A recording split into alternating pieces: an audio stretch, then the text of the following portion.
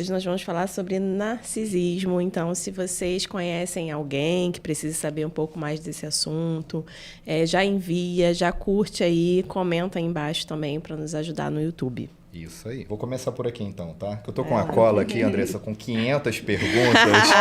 Ótimo, ótimo. A primeira, como sua jornada pessoal de superação influenciou na sua abordagem terapêutica em relacionamentos abusivos? Legal. Eu falo que esse nicho, na verdade, ele me escolheu, né? Porque eu tinha uma outra jornada, né? A minha primeira faculdade foi em administração. Então, eu fui buscar atender às necessidades da minha mãe, né? Ah, Andressa, precisa de estabilidade, vai fazer um concurso público. E eu fui por esse caminho. Uhum. Mas desde lá dos 17 anos, eu já queria ter feito psicologia, mas na época era uma coisa assim, psicologia é coisa de gente rica, você tem que ter um consultório e tudo mais. E aí acabei fazendo administração. E depois de ter passado e tal, eu fui dar aula para concurso público e eu ajudava muito as meninas em relação à mentalidade. E aí eu comecei eu fiz formações, né? Entrei nesse mundo para ajudar as pessoas em relação à mentalidade. Uhum. Então, comecei a dar treinamento comportamental, tudo mais. Mesmo trabalhando na parte administrativa, né? Isso. Só que lá, na minha infância, na minha juventude, eu fui muito insegura, tímida. Eu tinha muita vergonha.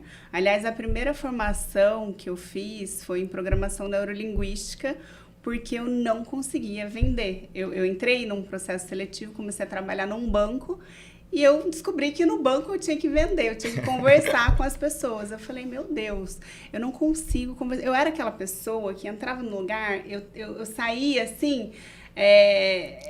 sem querer aparecer, sem né? Querer aparecer. Não quero... Ninguém me via entrando, ninguém me via saindo, de tanta vergonha que eu tinha. Na faculdade, para apresentar um trabalho, me dava branco, e aí eu saía da sala.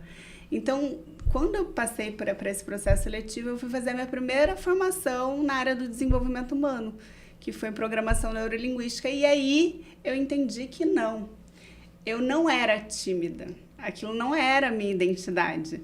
Era uma crença que a minha mãe sempre colocava na minha cabeça. Não, você é tímida, você não sabe falar em público, Eu falei, foi quando eu destravei. Uhum. Só que quando eu destravei isso, mudou toda a minha vida. Porque eu falei, não, nessa época eu queria aprender a me comunicar para poder vender. E aí acabou que dali eu saí dessa formação, eu falei, não, eu quero muito mais. E foi quando eu me mudei para o Rio de Janeiro, eu sou de Londrina, do Paraná, e eu mudei para o Rio de Janeiro para estudar para concurso e tal, seguindo ainda os conselhos da minha mãe, né? E quando eu vim, passei tudo, comecei a dar aula e vi que eu queria ajudar as pessoas em relação à mentalidade. Então, eu fui fazer fiz formação em coaching, em terapia sistêmica, tudo mais. E aí eu vi que ali era o meu propósito. Aquilo ali eu era apaixonada por aquilo.